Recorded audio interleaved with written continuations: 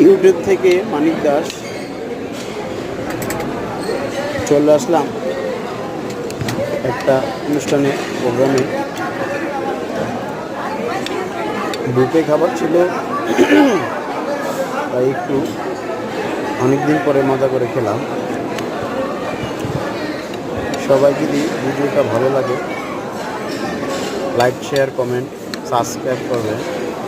আশা করি, চেষ্টা করতেছি ভালো করার জন্য। ইউটিউব থেকে মানিক দাস, সবাইকে অসংখ্য অসংখ্য ধন্যবাদ।